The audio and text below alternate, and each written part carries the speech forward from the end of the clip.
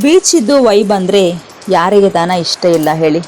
ಎಲ್ರಿಗೂ ಬೀಚಿದ್ದು ವೈಬ್ ಅಂದರೆ ಒಂದು ಬೇರೆಯೇ ಒಂದು ಫೀಲಿಂಗ್. ಹಾಗೆಯೇ ನನಗೆ ಕೂಡ ಬೀಚ್ ಅಂದರೆ ತುಂಬ ಇಷ್ಟ.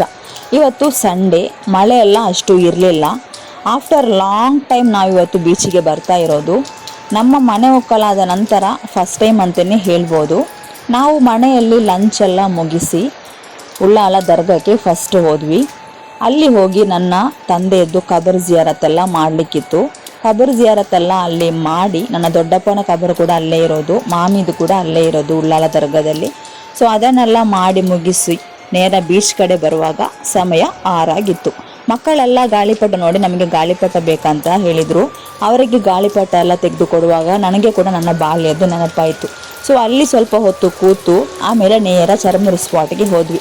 ಅಲ್ಲಿ ಹೋಗಿ egg churmuri, egg chilli, egg omelette, ಉಪ್ಪಿನಲ್ಲಿ ಹಾಕಿದಂತಹ ಮಾವಿನಕಾಯಿ, ಪೈನಾಪಲ್ ಇದೆಲ್ಲ ತಿಂದು, ಅವಿಲ್ ಮಿಲ್ಕನ್ನು ಕುಡಿದು, ಸ್ಪ್ರಿಂಗ್ ಗ್ರಿಲ್ ಪೊಟ್ಯಾಟೊ ಅದನ್ನು ಕೂಡ ತಿಂದು, ಪಾನಿಪೂರಿಯನ್ನೆಲ್ಲ ತಿಂದು, ಫೈನಲ್ ಆಗಿ ನನ್ನ ಅಕ್ಕನಿಗೆ ಟೀ ಅಂದರೆ ತುಂಬ ಇಷ್ಟ. ಅವಳಿಗಂತೂ ಟೀ ಬೇಕೇ ಬೇಕು. ಟೀಯನ್ನು ಕೂಡ ಕುಡಿದು ನೇರ ನಾವು ಮನೆಗೆ ವಾಪಸ್ಸಾದ್ವಿ. ಈಗ ನೀವು ವಿಡಿಯೋದಲ್ಲಿ ನೋಡ್ತಾ ಇರುವಂತಹ ಸ್ಥಳ ಯಾವುದು ಅಂತ ನಿಮಗೆ ಗೊತ್ತಾದರೆ ಕಮೆಂಟ್ ಸೆಕ್ಷನಲ್ಲಿ ನನಗೆ ಒಂದು ಮೆಸೇಜನ್ನು ಮಾಡಿ.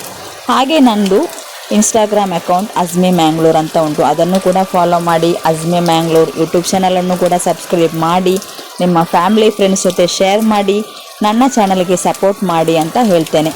Thank you so much for watching till the end. See you on my next another new video. Bye. ಅಸ್ಸಲಾಮು ಅಲೈಕುಮ್.